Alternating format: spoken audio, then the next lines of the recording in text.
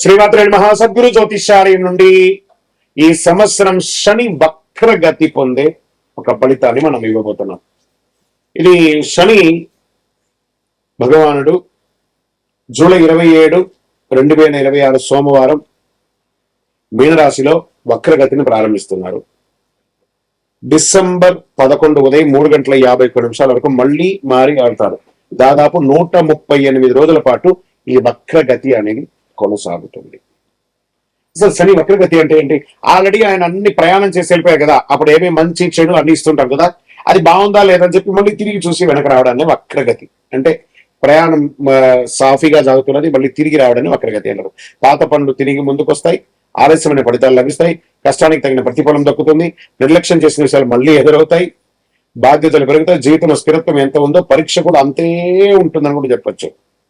మరి యొక్క ఎవరిని ఎక్కువ ప్రభావితం చేస్తుంది ఈ యొక్క వక్రగతి అని అంటే, శని ప్రకృతి ప్రభావం ముఖ్యంగా వీరిపై చాలా గొప్పగా ఉంటుంది. ఎలా అంటే ఏళ్ళనాటి శని 7.5 ఉన్న వాళ్ళకి, అష్టమ శని, అర్ధాష్టమ శని, శని మహర్దశ, శని అంతర్దశ, జన్మ కుండలిలో శని భగవానుడు బలహీన పడడం, వీళ్ళందరికీ కూడా ఇబ్బందులు వచ్చే అవకాశం లేదు. ఈ సమయంలో ఎదురయ్యే పరిస్థితులు ఎలా ఉంటాయి అని అనుకుంటే, పనుల్లో ఆలస్యం, ఉద్యోగంలో అదనపు బాధ్యతలు, ప్రమోషన్లో ఆలస్యం, కోర్టు వ్యవహారంలో నెమ్మదితనం, భూమి ఆస్తి విషయాల్లో ఆలస్యం, అప్పుల ఒత్తిడి, మానసిక ఆందోళన, సహనానికి పరీక్ష.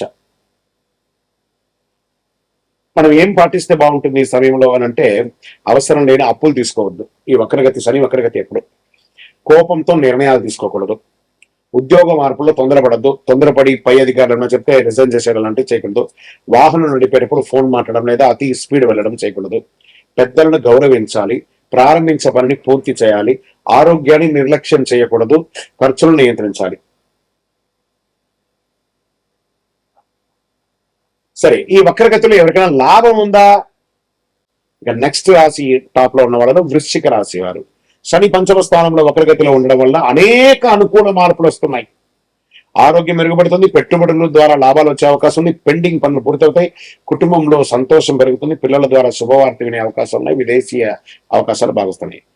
తక్కువ ఇబ్బందులతో అనుకూల ఫలితాలు కూడా పొందే వాళ్ళలో ప్రధానమైనటువంటి వారిలో వృషభ, వృశ్చిక, మకర, మీన రాశి వారు ఉన్నా కూడా శని వక్రగతి సమయంలో పాటించవలసినటువంటి కొన్ని పరిహారాలు ఉన్నాయి. ప్రతి ఒక్కరు 12 ద్వాదశ రాశుల వాళ్ళు పాటించాలి.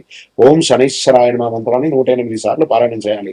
వారి దగ్గర కూడా ఎలా అడగాలి? దేహి మే బుద్ధి వైశిష్ట్యం, దేహి మే నిత్య యవ్వనం, దేహి మే పరమానందం, దేవదేవ జగత్పతే శనైశ్వర అని ప్రార్థన చేయాలి. నల్ల నువ్వుల నూనెతో దీపం వెలిగించాలి. పేదలకు వృద్ధులకు సేవ చేయాలి. ఇక్కడ బాగా గుర్తుపెట్టుకోవాలి, హనుమాన్ చాలీసా పారాయణం చేయండి. ఈ నవగ్రహాల దగ్గర శని భగవానుడు 19 సంవత్సరాలు, 19 అని లెక్క ఉంది కాబట్టి ఈయనకి 19 ప్రదక్షిణాలు చేయాలి. శని భగవానుడికి ప్రతి ఒక్కళ్ళు కూడాను చెయ్యండి. తర్వాత ఆ నవగ్రహాల దగ్గరికి వెళ్ళి నవగ్రహాలకు ప్రదక్షిణ చేసిన తర్వాత మేము కాలు కడుక్కుంటాము అని చెప్పి తప్పు పని చేయకండి. ఏమో అయిపోతుంది కాలు కడుక్కోపోతే అంటే, ఆ దుష్టగ్రహం కాదు శని భగవానుడు. ఆ శని భగవానుడు యొక్క పూజ చేసి కాలు కడుక్కొని ఇబ్బంది పెడితే ఆయన అనుకుంటాడు మేము పనికిరాని వాళ్ళు కదా, మీకు నేను ఏ రకంగా ఇబ్బంది పెట్టాలనుకుంటాడు. కాబట్టి గుర్తుపెట్టుకోండి, ఆ దేవుడు పనికిరానంటే దేవాలయంలోనే ఆ విగ్రహాన్ని ప్రతిష్ఠించరు కదా. మరి గురుగారు అందరూ కాలు కడుక్కోవాలంటారు కదా అంటే, ఇది వచ్చి ఒక అపోహ మాత్రమే, చరిత్ర ఎవిడెన్స్ లేదండి. ఆ శని భగవానుడి దగ్గర దీపం వెలిగిస్తారు, నూనె పోస్తారు చూసారా, అవన్నీ కూడా కారి కింద పడుతుంది కదా, దాన్ని తొక్కి ప్రదక్షిణాలు చేస్తే వృద్ధులు కానీ, పిల్లలు కానీ, మహిళలు కానీ ఎవరైనా జారి కింద పడతారని నవగ్రహం తిరిగిన తర్వాత కాలు కడుక్కోండి, ఆ నూనె కాలు కంటకూడదు అని చెప్పారు. కానీ నవగ్రహాలు తిరగడం వల్ల కాలు కడుక్కోవడం అనేది అపోహ, అది ఒకటి చెయ్యకండి. 19 ప్రదక్షిణాలు చేయండి. నువ్వులతో దీపం వెలిగించండి, నువ్వుల నూనెతో దీపం వెలిగించండి. బెల్లం కాకి పెట్టండి. కాక ధ్వజాయ విద్మహే ఖడ్గహస్తాయ ధీమహి తన్నః మంద ప్రచోదయాత్ అని చెప్పి ప్రార్థన చేయండి. పేదవాళ్ళకి చెప్పులు దానం ఇవ్వండి, ఒక బెడ్షీట్ దానం ఇవ్వండి, ఒక గొడుగు దానం ఇవ్వండి. అన్ని రకాలుగా బాగుంటారు. ఇంకనూ గురుగారు మా యొక్క వ్యక్తిగత జాతకంలో ఈ యొక్క శని వక్రగతి యొక్క దాన్ని మేము నిర్మూలించుకోవాలి, దానికి పరిహారం పొందాలి అని అంటే దానికి ఏ రకంగా చేయాలంటే, మీ పరిసర ప్రాంతాల్లో ఉన్నటువంటి గురువులని, జ్యోతిషాస్త్ర నిపుణులని సంప్రదించండి.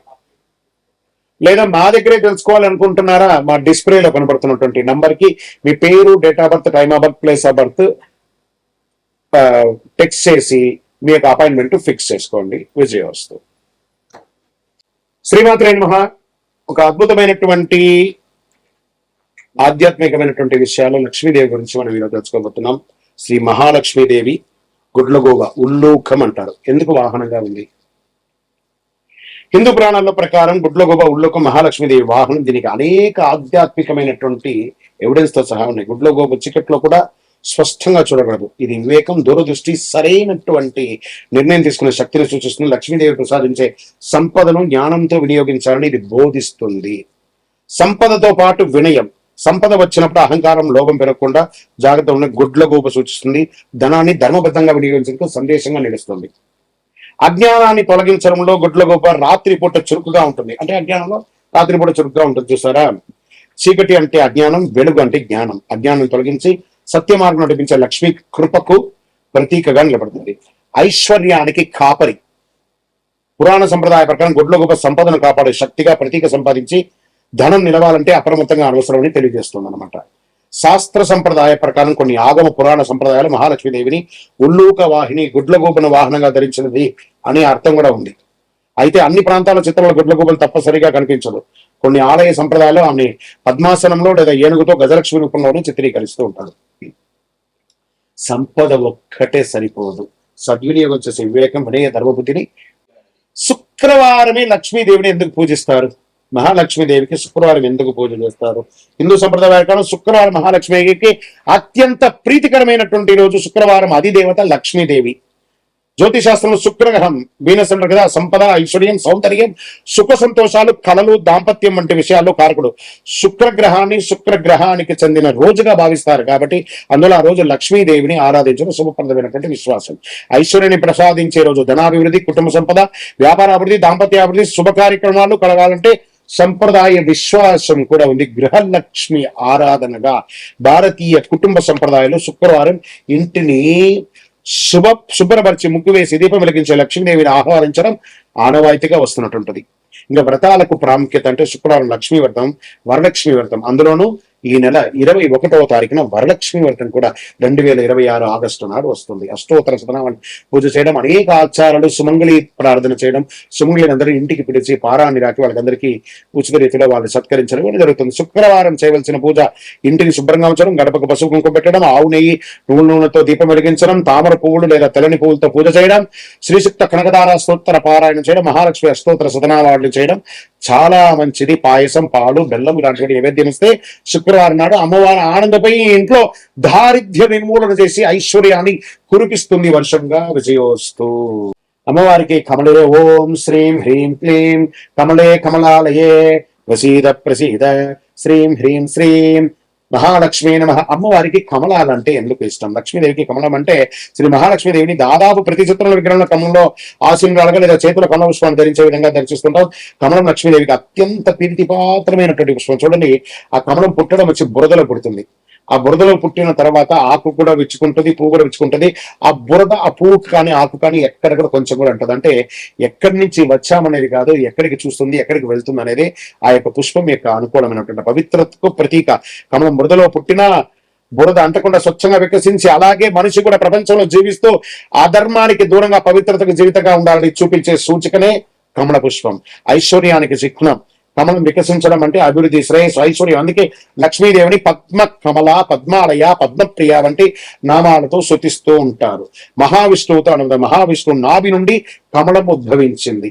ఆ కమలంపై బ్రహ్మదేవుడు అవతరించాడని పురాణాలు చెబుతాయి. లక్ష్మీదేవి శ్రీ మహావిష్ణువు సహచరణి కావడంతో కమలానికి ప్రత్యేక స్థానం లభించింది. ఆధ్యాత్మికమైనటువంటి వికాసం. కమలం ఉదయించే సూర్యుని కిరణాలతో వికసిస్తుంది. అది జ్ఞానం, ఆధ్యాత్మిక చైతన్యం, అంతరంగ వికాసం. చూడండి, ఆకాశాన్ని చూస్తుంది, సూర్యునే చూస్తుంది కాబట్టి అద్భుతమైనటువంటి. ఎక్కడ పుట్టామనేది కాదు, ఎక్కడ చూస్తుంది అనేది గొప్ప. శాస్త్రాల్లో కమలం శ్రీ సూక్తంలో మహాలక్ష్మీదేవిని పద్మంతో అనేక సార్లు వర్ణిస్తారు. ఉదాహరణకు పద్మప్రియే పద్మిని పద్మహస్తే పద్మాలయే పద్మదలాయదాక్షి అని అంటారు చూసారా. ఈ సూత్రంలో ఆమెకు కమలం ఎంత ప్రీతిపాత్రమో స్పష్టంగా తెలియజేయడం జరుగుతుంది. కమలంతో పూజ చేస్తే ఫలితం. సంప్రదాయ ప్రకారం లక్ష్మీదేవిని కమల పుష్పాలతో పూజిస్తే ధనాభివృద్ధి, గృహంలో ఐశ్వర్యం, వ్యాపారాభివృద్ధి, కుటుంబంలో శాంతి సౌకర్యం కలుగుతాయి. కమలం ఇచ్చే సందేశం ఏంటి? సంపద వచ్చిన అహంకారం లేకుండా ప్రపంచంలో ఉంటూ పవిత్రతను, వినయాన్ని, ధర్మాన్ని కాపాడని చెప్తుంది. కాబట్టి అమ్మవారికి కమలం అంటే మహా ఇష్టం. ఈ అష్టలక్ష్ములు ఎవరు? ఒక లక్ష్మి చాలదా? ఎందుకు అష్టలక్ష్ములు అంటే ఒక్కొక్క దేవుడికి ఒక్కొక్క అవతారాలు ఉంటాయి సార్, ఒక్కొక్క దేవతకి. అలాగే లక్ష్మీ అమ్మవారికి అష్టలక్ష్ములు శ్రీ మహాలక్ష్మీదేవి యొక్క 8 దివ్య స్వరూపాలు. ప్రతి స్వరూపం ప్రతి జీవితంలో ఒక ప్రత్యేకమైన ఐశ్వర్యాన్ని సంపాదిస్తుంది హిందూ సంప్రదాయ ప్రకారం చెబుతుంది. సంపద అంటే కేవలం ధనం మాత్రమే కాదు, ధైర్యం, జ్ఞానం, సంతానం, విజయం, ఆహారం, ఆధ్యాత్మిక శాంతి కూడా ఐశ్వర్యమే. ఇందులో మొట్టమొదటిది ఆదిలక్ష్మి, మహాలక్ష్మి యొక్క మూల స్వరూపం. ఆధ్యాత్మిక శాంతి, భక్తి, మోక్షాన్ని ప్రసాదిస్తుంది. ధనలక్ష్మి, ధనం, బంగారం, ఆర్థిక సంపదకు అధిష్టాన దేవత. వ్యాపారం, ఉద్యోగం, ఆర్థిక అభివృద్ధికి ఆశీర్వదించబడుతుంది. ధాన్యలక్ష్మి, అన్నం, ధాన్యం, వ్యవసాయం, ఆహారం, సమృద్ధికి ప్రతీక. ఇంట్లో అన్నపూర్ణను ప్రసాదిస్తుంది. గజలక్ష్మి, ఏనుగుతో దర్శనమిచ్చే లక్ష్మి స్వరూపం. రాజయోగం, గౌరవం, కీర్తి, శ్రేయస్సును ప్రసాదిస్తుంది. సంతాన లక్ష్మి, సంతానం, పిల్లలు, ఆరోగ్యం, వారి అభివృద్ధి అనుగ్రహిస్తుంది. కుటుంబ సుఖ సంతోషాలకు ప్రతీక. వీరలక్ష్మి, ధైర్యం, శక్తి, పరాక్రమం, ఆత్మవిశ్వాసాన్ని ప్రసాదిస్తుంది. కష్టాలను ఎదుర్కొనే శక్తినిస్తుంది. విజయలక్ష్మి, ప్రతి కార్యంలోనూ విజయం, శత్రులపై జయం, పోటీలో గెలుపుకు ప్రసాదిస్తుంది. విద్యాలక్ష్మి, విద్య, జ్ఞానం, కళలు, మేధస్సు, వికాసానికి అధిష్టాన దేవత. విద్యార్థులు, పరిశోధన, కళాకారులు ప్రత్యేకంగా ఆరాధించబడుతుంది. అష్టలక్ష్ముల ఆశీర్వాదం వల్ల ధనాభివృద్ధి, అన్నపూర్ణత, విద్యాభివృద్ధి, విజయం, ధైర్యం, సంతాన సౌభాగ్యం, గౌరవం, కీర్తి, ఆధ్యాత్మిక శాంతి, ఈ 8 స్వరూపాన్ని భక్తితో ఆరాధిస్తే సంపూర్ణమైనటువంటి అనుగ్రహాన్ని పొందుతారు. లక్ష్మీం క్షీర సముద్ర రాజతనయాం శ్రీరంగదానేశ్వరీం అని ప్రార్థన చేయండి. అనుగ్రహాన్ని పొందండి. విజయోస్తు.